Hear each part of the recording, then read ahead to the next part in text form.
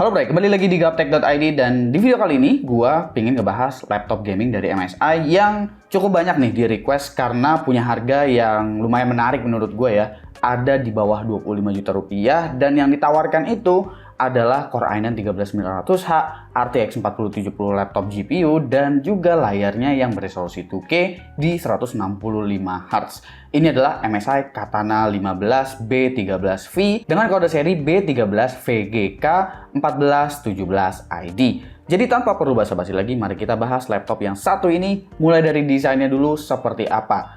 MSI dengan seri Katananya itu memang belum banyak perubahan sih menurut gua. Tapi di sini MSI menambahkan beberapa detail-detail kecil kayak semacam ada dot-dot pixel gitu di area ujung-ujung bodinya ini. Cuma kalau kita perhatiin lagi, memang di sekujur bodinya ini, mau itu di bagian covernya ataupun di bagian dalamnya, itu dia nggak kelihatan seperti ada lapisan finishing atau coating ala-ala metal gitu. Jadi dibiarkan aja terlihat hitam seperti ini, bahkan bener-bener doff banget kelihatannya ya. Logo MSI yang ada di bagian belakang itu juga dia agak sedikit timbul, dan logo MSI-nya juga emblemnya itu bener-bener berwarna hitam. Jadi kalaupun ketembak lighting, itu kelihatannya laptop ini memang masih bener-bener stealth. Untungnya keyboardnya itu ada RGB-RGB-an ya, 4 zona, jadi kelihatannya tuh masih ada cahaya-cahaya yang lumayan ngejreng lah dari laptop ini. Tapi di bagian luarnya itu nggak ada lampu-lampuan sama sekali, dan aksennya juga nggak terlalu banyak yang nyeleneh. Dimensinya ada di angka 35,9 x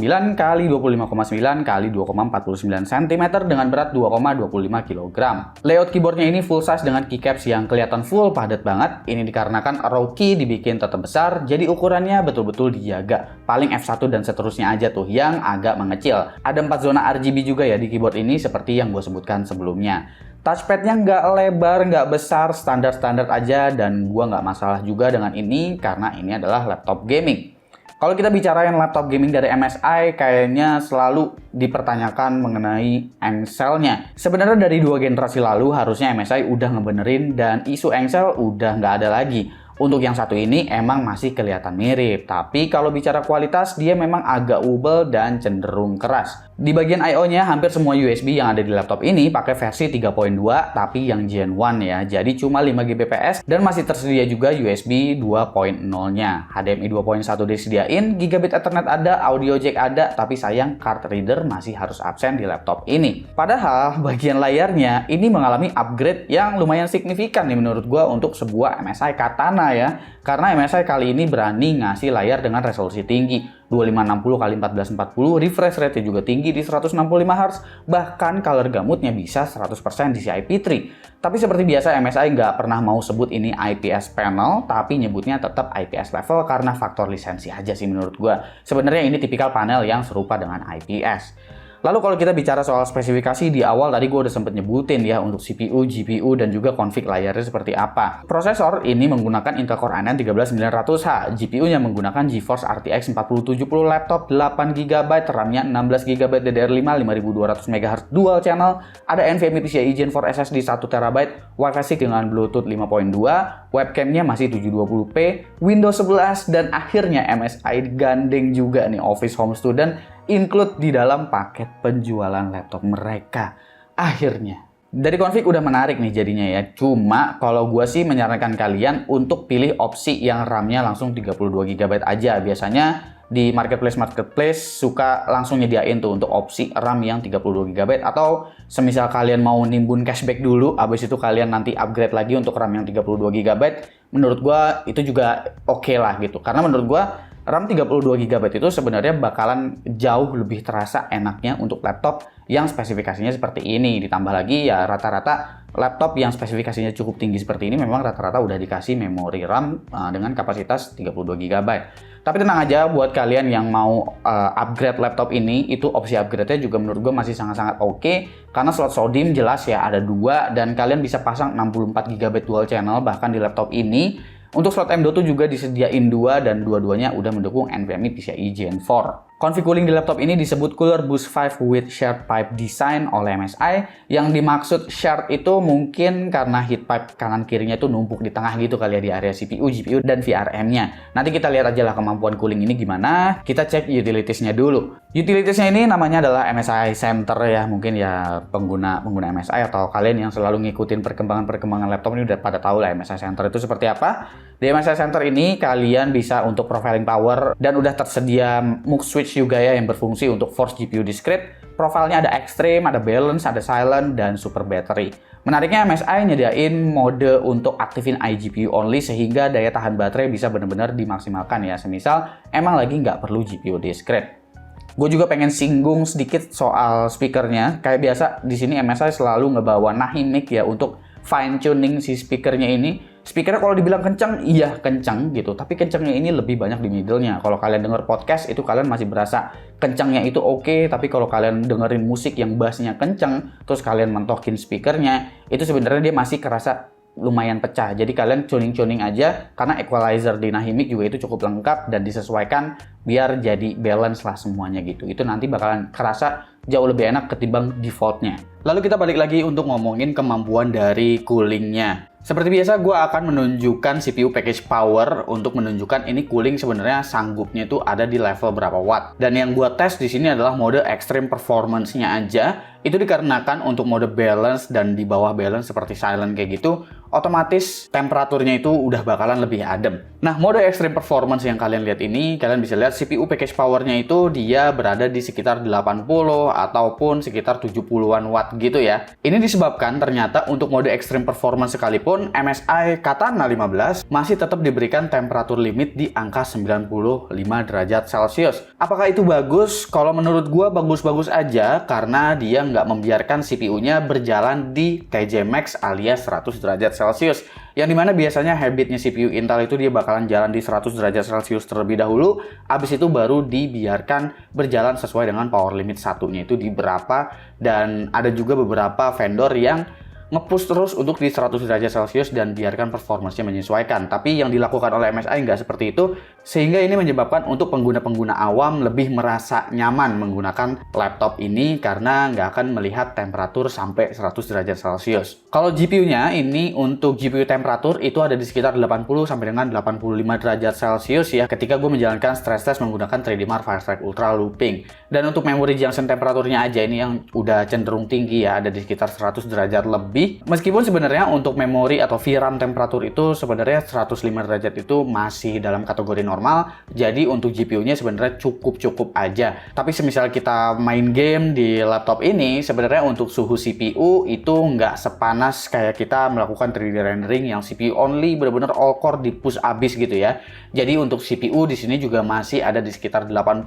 Memang dia sempat spiking, tapi hanya spiking doang ya. Itu pun nggak sampai di 95 derajat Celcius. GPU temperaturnya juga dia nggak nyentuh sampai 85 derajat Celcius, jadi cuma sekitar ada di sekitar 70 sampai dengan 80, naik turun gitu. Palingan performance-nya aja nih yang bakalan gue bandingin untuk beberapa benchmark itu dengan mode balance-nya. Seperti di Cinebench R23 dan juga di 3D Mark nanti ya. Untuk di Cinebench R23 ini, jika kita lihat konsistensi performance-nya di sini untuk running pertama itu masih bisa dapat 18.000 lebih bahkan untuk Core i9 13900H-nya ini. Tapi setelahnya itu dia konsistennya tuh ada di sekitar 17 ribuan ya. Dan ini menurut gue juga menunjukkan dari chart tadi untuk temperatur dan CPU package power menunjukkan performance yang sesuai lah gitu. Kalau laptop ini memang mengedepankan konsistensi performance-nya. Sementara untuk mode balance-nya itu ada di sekitar 13 sampai dengan 14 ribuan untuk skor multicore.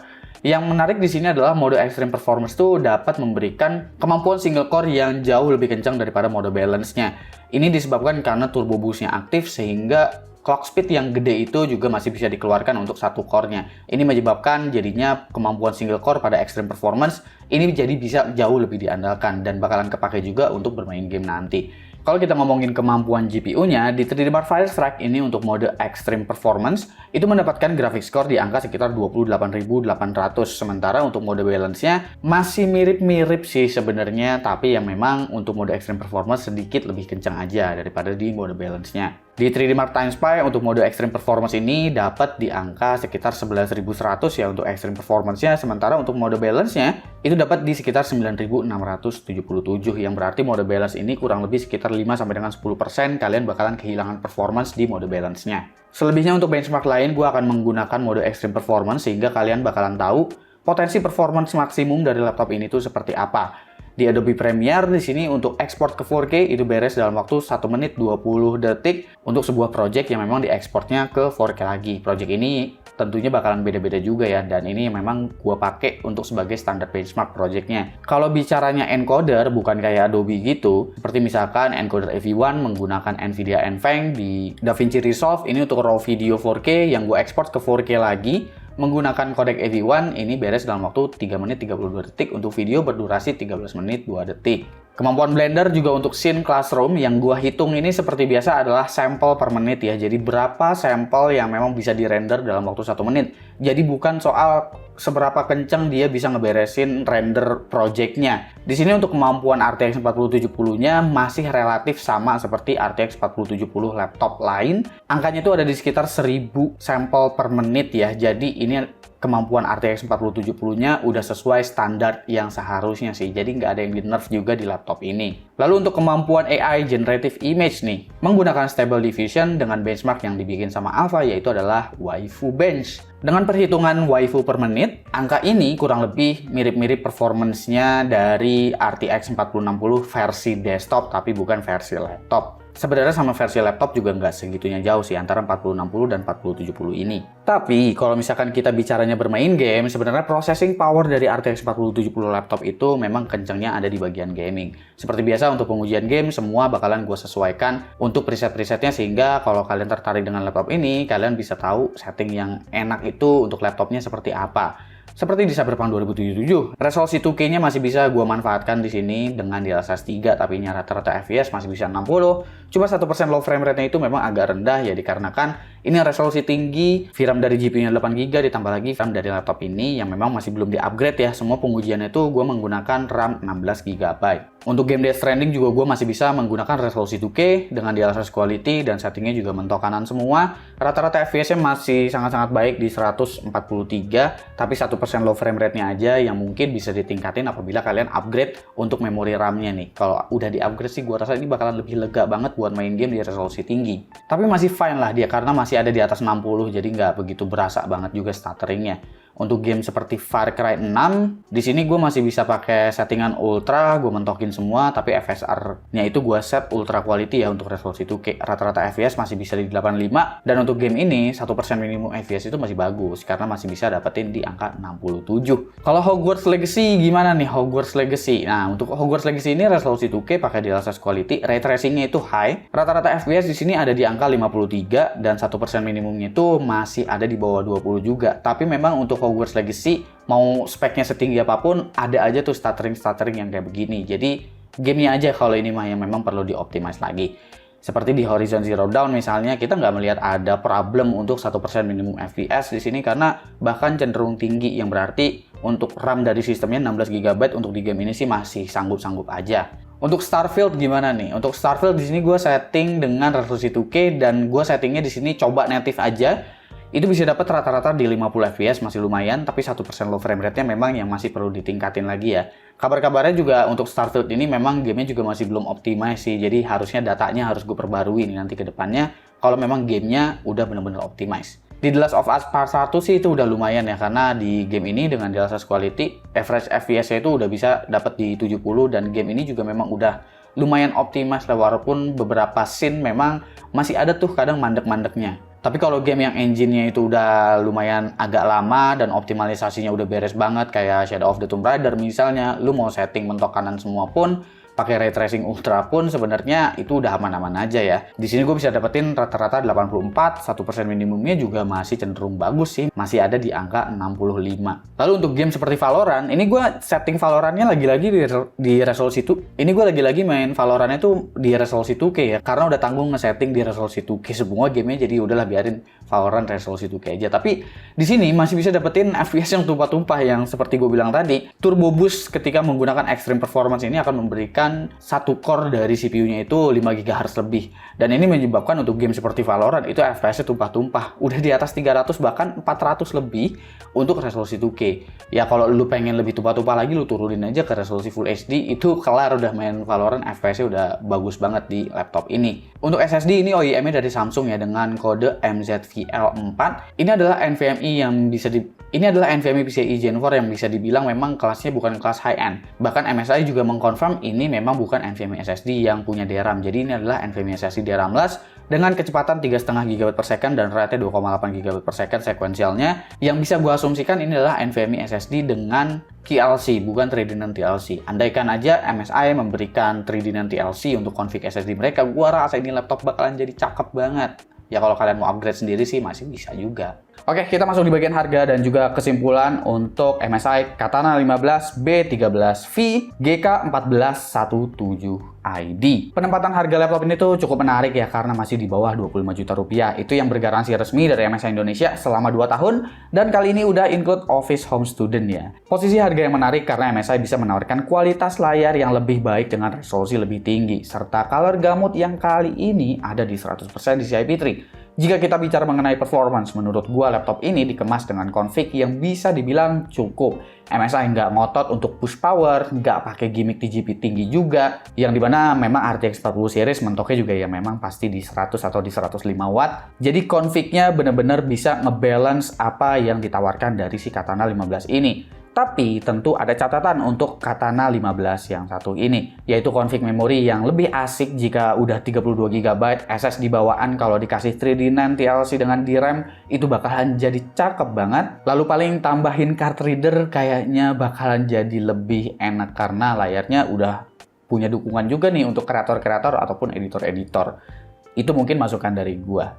Kira-kira menurut kalian gimana? Pendapat kalian gimana soal MSI Katana 15B13V dengan RTX 4070 dan juga Core i9 13900H ini? Komen di bawah dan kasih pendapat kalian masing-masing. Jangan lupa subscribe Gosuki dan seperti biasa, sampai jumpa di lain kesempatan.